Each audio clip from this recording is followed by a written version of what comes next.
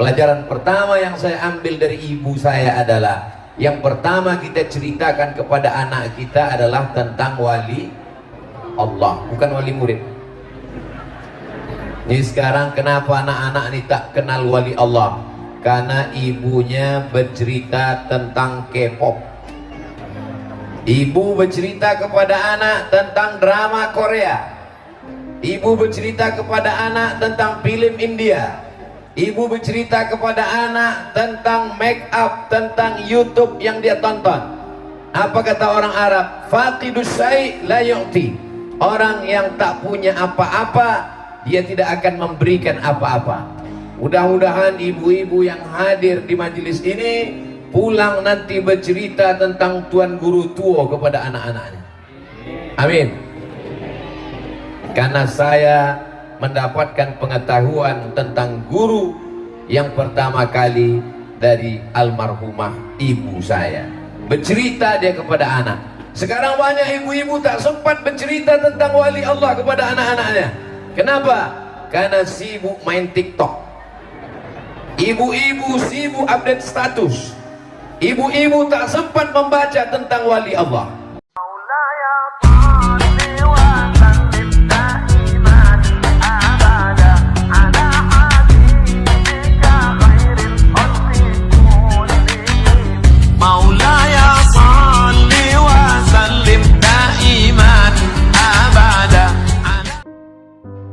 Allahumma salli ala Sayyidina Muhammad wa ala ali Sayyidina Muhammad. Kalau Tuan pergi ke Makkah, jangan lupa pula pantun.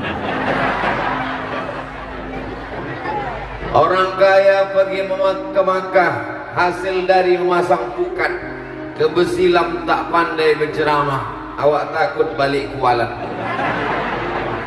Jadi saya ke Besilam ini niatnya bukan berceramah, tapi hanya untuk mengikuti undangan guru saya Al-Mukarram Fadilatul Syekh Dr. Zikmal Fuad MA Hafizahullah. Mudah-mudahan Allah menjaga beliau. Sama-sama kita hormati Tuan Guru Besilam Langkat beserta para khalifah, hadirin hadirat, Bapak Gubernur Sumatera Utara ataupun yang mewakili, Bapak Kapolda ataupun yang mewakili, Bapak apa lagi yang hadir-hadir? Nah, Bapak Pangdam ataupun yang mewakili, hadir bersama kita di tengah kesibukannya anggota DPR RI Komisi 10 Profesor Dr. Insinyur siapa? Johar Arifin, bapak-bapak, ibu-ibu, hadirin hadirat, muslimin muslimat, mukminin mukminat yang belum berbini belum bersunat, semuanya dimuliakan Allah Subhanahu wa Ta'ala. Kenapa Ustaz Somad ni tak macam biasa berceramah? Inilah awak di negeri keramat. Mudah-mudahan mendapatkan syafaat tuan-tuan guru insyaallah. Ila hadratus Syekh Abdul Wahab Rokan, Tuan Guru Besilam wa usulihi wa furu'ihi, syai'un lillahi wa lahumul fatihah. A'udzubillahi minasyaitonir rajim. Bismillahirrahmanirrahim. Alhamdulillah rabbil alamin arrahmanir rahim maliki yaumiddin. Iyyaka na'budu wa iyyaka nasta'in ihdinas siratal mustaqim siratal ladzina an'amta 'alaihim ghairil maghdubi 'alaihim waladdallin. Amin.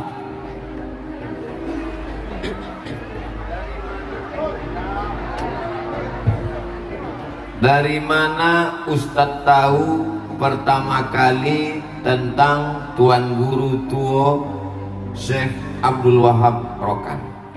Apakah dari radio? Bukan. Apakah dari TV? Bukan. Apakah dari YouTube? Belum ada. Waktu mas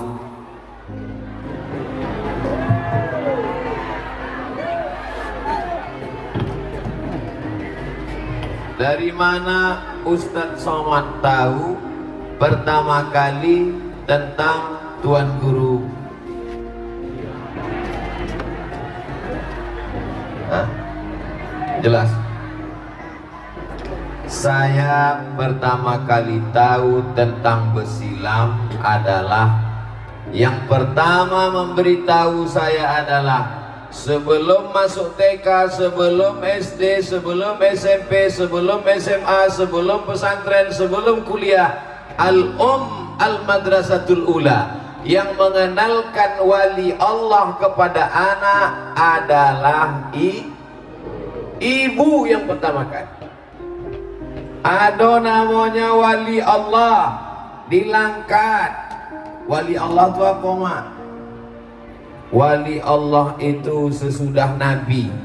Nabi cuma 25, Nabi Muhammad SAW. Sesudah itu wali Allah, namanya Syekh Abdul Wahab Rokan. Mak saya sampai ke Besilam ini. Pernah mak ke Besilam? Belum aku berjumpa ayah kau lagi dah sampai ke Besilam. Mak saya sampai kemari gadis, sebelum dia menikah, sebelum saya ada. Waktu itu ketika sampai beliau kemari, yang menjadi Tuan Guru Besilam adalah Tuan Syekh Fakih Tambah. Aku sampai ke Besilam, yang menjadi Tuan Guru waktu itu Tuan Syekh Fakih Tambah. Ketika itu ada di Besilam tuh golok. Golok itu apa, Mak? Kata orang Jawa, kentongan. Kayu yang dilobangi tengah untuk dipukul memanggil orang ke masjid. Dulu di Besilam tuh zaman aku waktu masih muda ada di Besilam. Kalau awak polok kata orang bangkit awak ke Mekah. Mak saya berangkat ke Makkah. Allah Subhanahu wa taala memberikan bekas-bekas. Makanya ketika Imam Ahmad bin Hanbal sampai ke Masjid Nabawi, diusapnya mimbar bekas tapak kaki Nabi Muhammad SAW. Setelah diusapnya, diciumnya ke mulut. Jadi kalau ada orang memegang kentongan, memegang,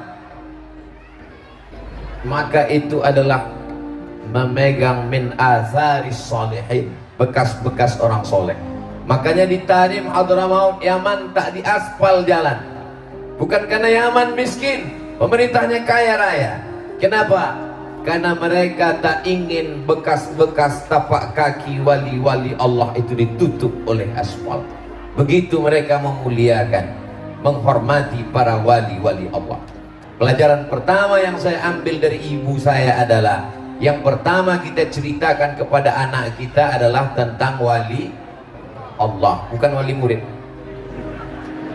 Ini sekarang kenapa anak-anak ini tak kenal wali Allah? Karena ibunya bercerita tentang K-pop. Ibu bercerita kepada anak tentang drama Korea. Ibu bercerita kepada anak tentang film India.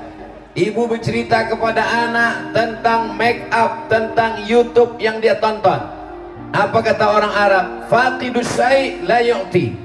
Orang yang tak punya apa-apa, dia tidak akan memberikan apa-apa. Mudah-mudahan ibu-ibu yang hadir di majelis ini pulang nanti bercerita tentang Tuan Guru tua kepada anak-anaknya. Amin. Karena saya mendapatkan pengetahuan tentang guru yang pertama kali dari almarhumah ibu saya.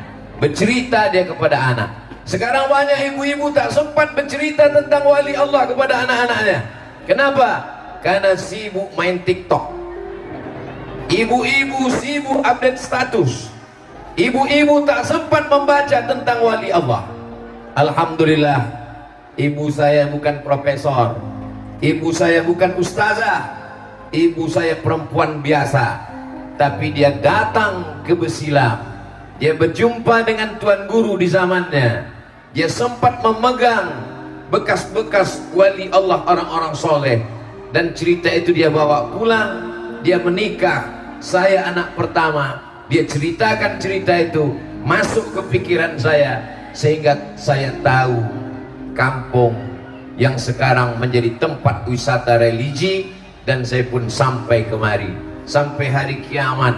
Panjang umur, sehat badan, izinkan Abdul Somad untuk datang mengambil barokah dari Besilam nih, insya Allah. Amin ya rabbal alamin. Ini yang pertama. Yang kedua, dari mana Ustadz mendapat informasi tentang Tuan Guru Besilam? Yang kedua adalah dari guru sekolah. Guru sekolah penting. Saya melanjutkan pendidikan saya ke Madrasah Muallimin Al-Jamiatul Wasliyah, Simpang Marendal, Jalan Sisinga, Mangaraja. Pertama, ibu. Yang kedua adalah guru. Saya mendapatkan maklumat tentang Tuan Guru ketika saya sekolah di Muallimin Al-Wasliyah. Nama guru akidah kami Al-Mukarram Ustadz Hafiz Yazid, sudah meninggal. Tamat dari Purba Mustafawiyah. Di kelas waktu itu dia bercerita, saya di Muallimin tahun 1990 sampai tahun 1993, tamat sanawiyah. Kitab akidah yang kami baca Al-Husunul Hamidiyah. Dilanjutkan ketika di Aliyah, nama kitabnya Ad-Dasuqi ala Ummil Barahin, Ahlus Sunnah wal Jamaah. Mudah-mudahan kita berpegang kepada Ahlus Sunnah wal Jamaah. Sekarang banyak guru akidah tak percaya kepada wali Allah. Alhamdulillah, guru saya bercerita tentang wali Allah. Itu informasi yang kedua. Apa kata Ustadz Hafiz Yazid? Ustadz Hafiz Yazid ini orang Dumai, orang Riau. Sekolah di Purba, tamat ke Medan, mengajar di Al-Wasliyah. Ada orang Riau paling hebat bersilat.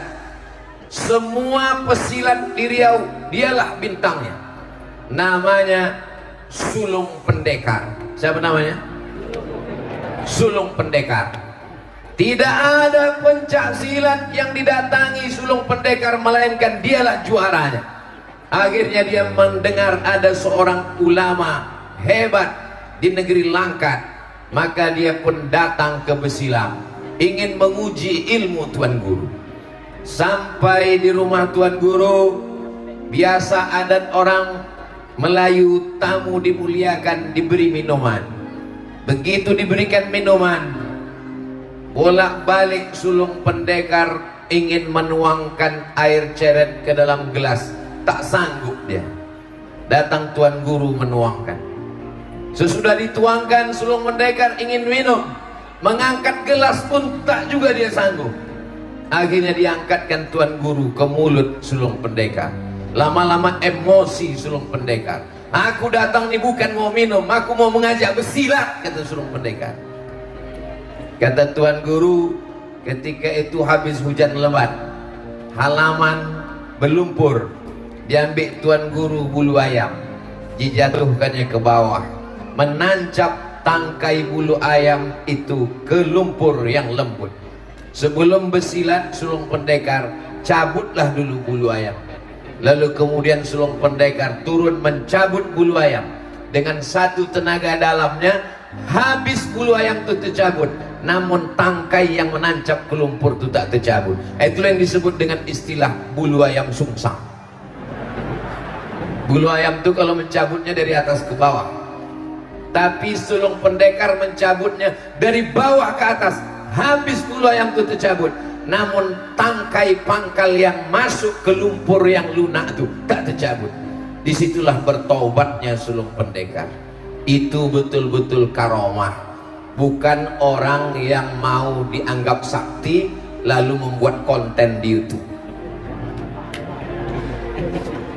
Bertobat ke jalan Allah, tidak dengan tausiah, tidak dengan ceramah, tapi dengan karomah yang diberikan Allah Subhanahu wa ta'ala.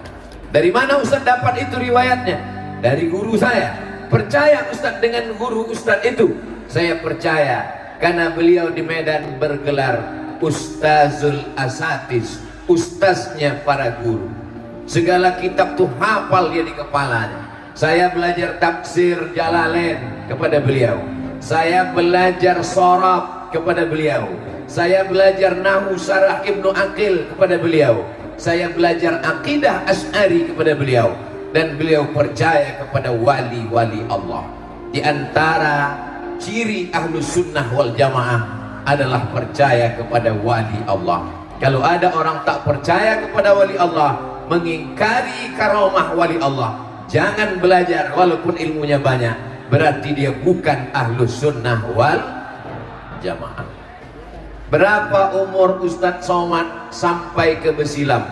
Saya pertama kali ziarah ke Besilam umur saya 5 tahun, dibawa oleh abang emak saya. Orang Melayu di kampung saya memanggil abang emak itu uak, bukan uak-uak, itu burung.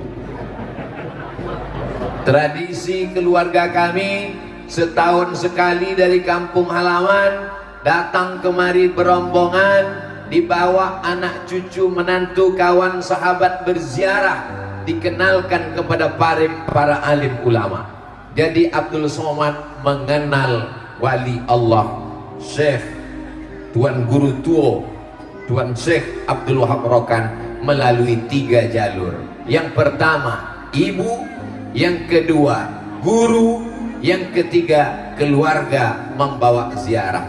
Walaupun nampaknya saya bertausiah di kampung yang keramat Besilam, tak perlu saya ceramahkan lagi tentang Tuan Guru karena semuanya sudah tahu. Tapi ceramah saya hari ini, cerita saya siang ini didengar oleh saudara-saudara saya dari Sabang sampai Papua, baik yang percaya wali maupun tidak, karena mereka akan menonton di channel Ustadz Abdul Somad Official. Subscribe, like, share, and comment. Berceramah di Besilam tak sama dengan di tempat lain. Ada adat-adat, ada adat istiadat, bukan sekedar adat istiadat orang Melayu, tapi juga adat istiadat kepada para tuan guru. Kenapa Ustadz Somad berani bersini membelakangi tuan guru dan para khalifah? Aku udah bertanya dulu tadi, di mana aku togak tuan guru? Kata tuan guru togak ke situ. Tak apa-apa, tak pantang membelakangi. Tidak, itu lumah keberani. Kalau tompek lain bisa moncak-moncak. Jamaah yang dimuliakan Allah Subhanahu wa taala, ibu, kenalkan anak kita kepada wali Allah. Bapak ibu guru, kenalkan murid-murid kita dengan wali Allah. Para pakcik, paman, uwa, bawa anak kemanakan kita ziarah ke makam wali Allah. Kalau tidak, mereka tidak akan mendapatkan barokahnya. Maka saya datang kemari, tak terhitung sudah yang tak berapa kali. Saya berharap kalau dipanjangkan Allah umur saya akan membawa anak keluarga. Sekarang kenapa tak Ustaz bawa? Jadwal ceramah penuh. Ini nanti malam sini kemari ke sana, tapi nanti waktu luang, libur anak sekolah, bawa keluarga berziarah. Sebagaimana aku dulu dikenalkan oleh ibuku, sebagaimana aku dulu dikenalkan oleh guruku, begitu pula lah Al-Fakir Abdul Somad ingin mengenalkannya kepada anak cucu generasi di masa akan datang. Tak sanggup membawa mereka datang kemari, paling tidak melalui tausiah ceramah. Ada yang mau datang sendirian, alhamdulillah. Ada yang mau datang beramai-ramai, ongkos tanggung masing-masing sendiri. Insya Allah melimpah ruah barokah diturunkan Allah Subhanahu wa taala. Amin ya rabbal. Apalagi saya mendengar kabar dari profesor tadi, ini sudah dicanangkan menjadi tempat wisata religi. Sekarang orang sedang error, bingung melihat dunia yang makin kacau balau. Bingung, dinyanyikan lagu tak juga tenang. Akhirnya pakai narkoba, menghisap ganja, sabu-sabu, tak ada duit, lem kambing pun jadi. Ketenangan hanya ada dalam hati orang yang berzikir. Ala bizikrillahi tatmainnul qulub. Tapi zikir ini ada kaifiatnya, ada caranya. Di antara cara yang dibawa oleh para guru-guru mulia. Rupanya ditakdirkan Allah, dipilih Allah tanah ini menjadi salah satu tempat bermukimnya wali Allah. Makanya kalau ada orang bertanya kepada saya, Ustaz Somad, saya mau bersulu, saya mau talqin zikir, kau di mana? Saya di Aceh. Kau di mana? Saya di Medan. Kau di mana? Saya di Riau. Pergi ke Besilam, jumpai Tuan Guru Fadilatul Syekh Ad-Doktor Zikmal Fuad, ambil talqin, ambil sulu, karena dunia ini tak bertepi, macam minum air garam, makin diminum makin kering, makin diminum makin. Dari mana Ustaz Somad mengenal wali Allah Tuan Guru tua Besilam? Dari ibu, dari guru, dari keluarga. Saya dikenalkan sebelum masuk sekolah, sebelum pandai membaca. 3 orang ini mengenalkan kepada wali-wali Allah. Lalu kemudian saya pun berangkat ke Mesir tahun 1998. Sampai di Mesir bergabung dengan mahasiswa Riau. Ada yang bergabung dengan mahasiswa Medan, namanya HMM, Himpunan Mahasiswa Medan. Kebetulan di atas ini ada 2 orang anak HMM. Satu Ustadz Iqbal Sauki Pulungan LC, yang satu lagi Ustadz Husen hadir bersama kita pada hari ini. Tapi saya tak ikut anak Medan waktu itu. Saya ikut kelompok studi mahasiswa Riau. Saya orang Riau. Di asrama Riau ada satu buku, sampulnya warna biru, dicetak oleh UIR Press, Universitas Islam Riau Press. Buku itu ditulis oleh budayawan Melayu Riau, namanya UU Hamidi. Siapa namanya? UU Hamidi. Judulnya Kontribusi Tarekat Naksabandiyah dalam Penyebaran Islam di Suku Sakai. Sakai adalah Melayu tua asli yang tinggal di pedalaman Riau. Siapa yang mengislamkan suku Sakai? Siapa yang berani tabligh akbar di suku Sakai yang penuh dengan racun santau, yang penuh dengan santet dan berbagai macam? Maka di situ dijelaskan oleh UU Hamidi. Tuan Syekh Abdul Wahab Rokan memiliki khalifah-khalifah. Khalifah artinya pengganti. Nabi Muhammad SAW meninggal, digantikan oleh Khalifah Abu Bakar Siddiq. Maka khalifah artinya pengganti. Kalau Tuan Syekh tak datang, maka yang memimpin adalah khalifah. Orang Melayu susah menyebut khalifah. Siapa tu? Kelipah. Maka diangkatlah seorang khalifah di Riau, menyebarkan agama, masuk ke dalam hutan. Ternyata batin adalah kepala suku Sakai, tersinggung dengan kehadiran khalifah masuk ke dalam hutan, mengganggu stabilitas keamanan suku Sakai dalam hutan. Maka khalifah ini pun dihadang suatu hari. Apa kata batin suku Sakai? Khalifah, jangan lagi masuk ke dalam hutan kami di Riau. Keluar dari hutan. Tapi kalau mau masuk juga ke dalam hutan kami, syaratnya satu. Apa syaratnya? Kalau kau sanggup, mohon maaf, beribu maaf, tak layak mau saya ceritakan, tapi memang begitu dalam buku itu. Kalau memang kau sanggup, Khalifah, mau masuk ke hutan Riau, khitanlah aku. Kalau memang kau sanggup, sunatlah aku. Lalu kemudian Khalifah ini punya murid. Kata muridnya, kalau untuk menyunat kau, tak perlu Khalifah, cukup aku aja. Kalau memang kau hebat Khalifah, ingin juga masuk ke dalam hutan Riau kau, maka sunatlah aku. Kalau memang hebat uang Islam kau, kata orang Sakai. Maka kata murid Khalifah, kalau untuk menyinat batin kau tak perlu Khalifah, cukup aku.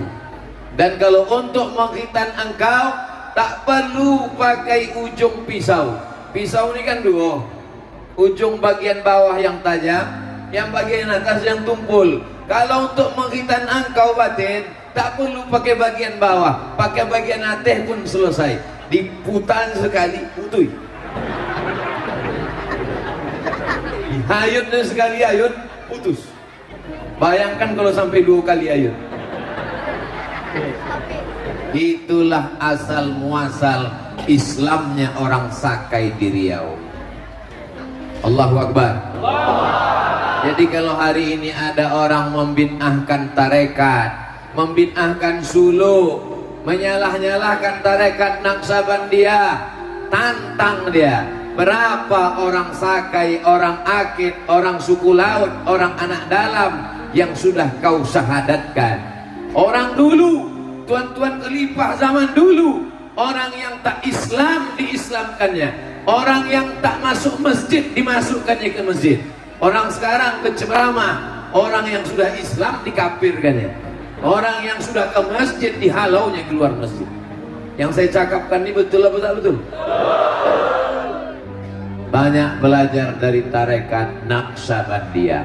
Mudah-mudahan anak-anak muda rajin membaca buku khusus yang terkait dengan kontribusi tarekat Naqsabandiyah.